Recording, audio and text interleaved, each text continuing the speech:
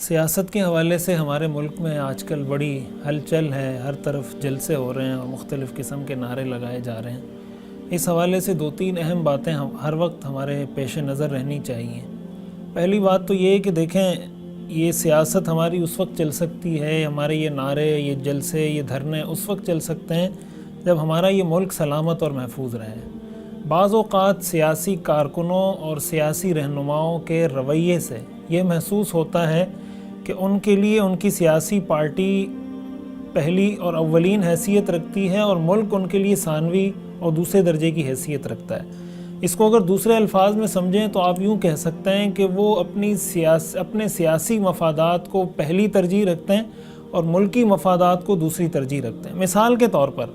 اگر مہنگائی بڑھ رہی ہے اور ایک پارٹی حکومت میں ہے اور دوسری پارٹی اپوزیشن میں ہے، تو حکومت کی تو خواہش ہوگی کسی طرح مہنگائی کم ہو، لیکن جو اپوزیشن میں ہے وہ اپنے سیاسی مفادات کی خاطر یہ چاہے گی کہ مہنگائی اور بڑھے۔ اگر کوئی پارٹی حکومت میں ہے وہ یہ چاہے گی کہ ڈالر کا ریٹ نیچے آئے، اور اگر اپوزیشن میں کوئی پارٹی ہے تو وہ یہ چاہے گی کسی طرح یہ ڈالر کا ریٹ اوپر جائے تاکہ ہمیں کوئی موقع ملے، ہمیں کوئی بہانہ ملے ان کے خلاف کوئی کمپین چلانے کا۔ پیٹرول کی قیمت نیچے آ رہی ہے یا اوپر جا رہی ہے، اس طرح کی بہت سی چیزیں۔ بعض اوقات ہمارے ہاں کہا جاتا ہے کہ بھائی سیاسی شعور بیدار ہو گیا، نوجوانوں میں سیاسی شعور پیدا ہو گیا ہے، تو سیاسی شعور پیدا ہونے کے ساتھ ساتھ ملکی شعور بھی پیدا کرنے کی ضرورت ہے۔ آپ دیکھیں آپ کا ملک کس طرف جا رہا ہے، آپ کے نعروں کی وجہ سے، آپ کے رویوں کی وجہ سے۔ اس گفتگو کا ہرگز یہ مقصد نہیں کہ آپ کو یہ کہا جا رہا ہو کہ آپ اس پارٹی کو سپورٹ کریں، اس کو نہ کریں، اس کو کریں، اس کو نہ کریں۔ بھائی آپ نے ووٹ دینا ہے نا۔ سیاسی سپورٹ کا تو یہی مطلب، آپ کی سیاسی سپورٹ سے آپ کے لیڈر کو فائدہ آپ کے ووٹ سے ہوگا۔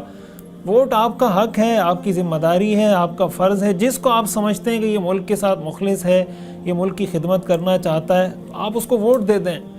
آپ شریعت کی حدود میں رہتے ہوئے اس کو جس طرح سپورٹ کرنا چاہیں سپورٹ کریں، لیکن اس سیاسی مفاد کی خاطر آپ ملکی مفادات کو قربان کریں، نمبر ایک۔ اور دوسرے نمبر پر اگر یہ دیکھا جائے کہ شریعت کے احکام کو پس پوش ڈال دیں،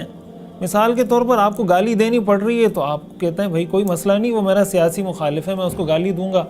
تہمت لگانی پڑ رہی ہے، جھوٹ بولنا پڑ رہا ہے، جناب کوئی دنیا جہان کا غلط کام، گناہ کا کام، کوئی تعصب کا نعرہ لگانا پڑ رہا ہے، تو اس سے کوئی دریغ نہیں کرتا، اس لیے کہ میرا سیاسی مفاد اس سے حاصل ہو رہا ہے۔ تو ہمیں یہ دیکھنے کی ضرورت ہے کہ ہم مسلمان پہلے ہیں اور کسی بھی پارٹی کے کارکن اس کے بعد ہیں۔ آپ کسی بھی پارٹی کو سپورٹ کرتے ہیں تو آپ کو پہلے شریعت کے احکام کو دیکھنا ہے، شریعت کے مزاج کو دیکھنا ہے، اس کے بعد اپنے سیاسی مفادات اور سیاسی پارٹی اور سیاسی لیڈر کو دیکھنا ہے۔ یہ جو سیاسی لیڈر ہیں اگر وہ آپ کو کسی صحیح راستے کی طرف لے کر جا رہے ہیں تب تو اچھی بات ہے، لیکن اگر آپ کا سیاسی لیڈر آپ کو گالیاں سکھا رہا ہے، آپ کو برا بھلا کہنا سکھا رہا ہے، تان و تشنیع سکھا رہا ہے، اور جناب آپ بھی تان و تشنیع کرتے چلے جا رہے ہیں، جھوٹ بولتے چلے جا رہے ہیں، لوگوں کے نام بگاڑتے چلے جا رہے ہیں، تو سوال یہ پیدا ہوتا ہے کہ کیا یہ سیاسی لیڈر قیامت کے دن آپ کو اللہ کے عذاب سے بچا پائے گا؟ قرآن کریم میں آتا ہے الاخلاء یومئذ بعضهم لبعض عدو الا المتقین، کہ قیامت کے دن جگری دوست، خلیل اس دوست کو کہا جاتا ہے جس سے انسان کا دلی رشتہ ہو، جگری دوست ہو، وہ قیامت کے دن ایک دوسرے کے دشمن بن جائیں گے، سوائے اس شخص کے جو اللہ کے خوف سے، گناہوں سے بچتا ہو،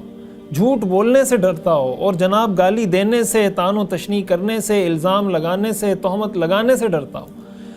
تو خدا کے لیے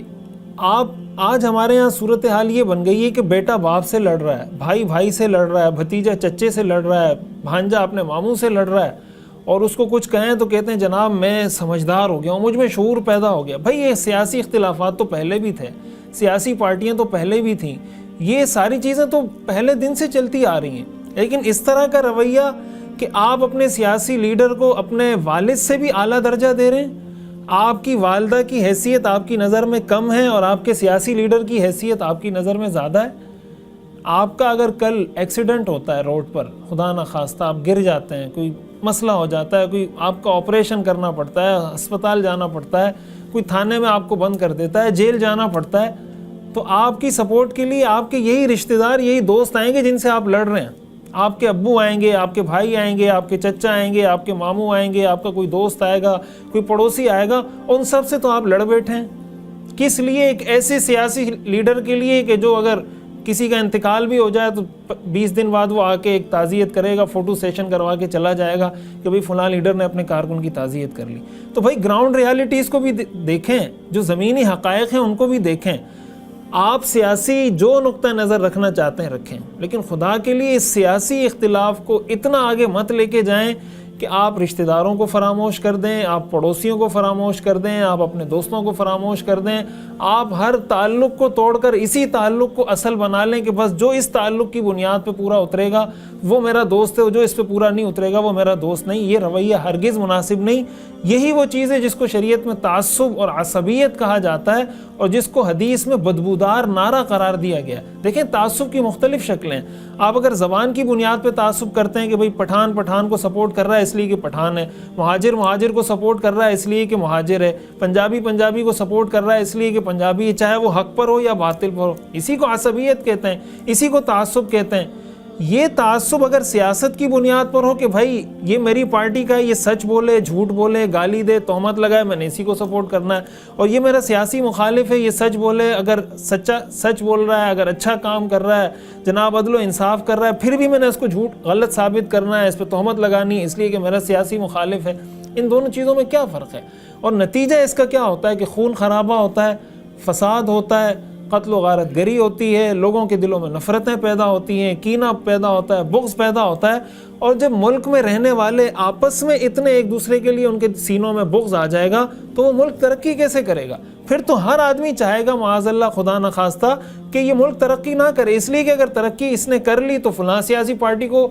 اس کی وہ کریڈٹ چلا جائے گا، اور وہ کہے گا کہ اگر ترقی کر لی تو اس کو کریڈٹ چلا جائے گا۔ تو ہمیں سوچنا چاہیے کہ ہم کس طرف جا رہے ہیں۔ اگر ہم سیاسی شعور سمجھتے ہیں واقعی میں بیدار ہو رہا ہے ہمارے لوگوں میں، تو ان ساری چیزوں کا اگر ہمیں خیال ہے تب تو مطلب ہے کہ سیاسی شعور بیدار ہو رہا ہے۔ اور اگر ان ساری چیزوں کا شعور نہیں اور اندھے مقلد بن کر کسی بھی سیاسی پارٹی میں آپ ایسے اس کے پیچھے لگ گئے ہیں، ایسے اس کو فالو کرتے چلے جا رہے ہیں کہ آپ کو کچھ اور آس پاس دکھائی نہیں دے رہا، اس کا مطلب آپ کا سیاسی شعور مردہ ہو چکا ہے۔ آپ کو سیاسی شعور بیدار کرنے کی ضرورت ہے۔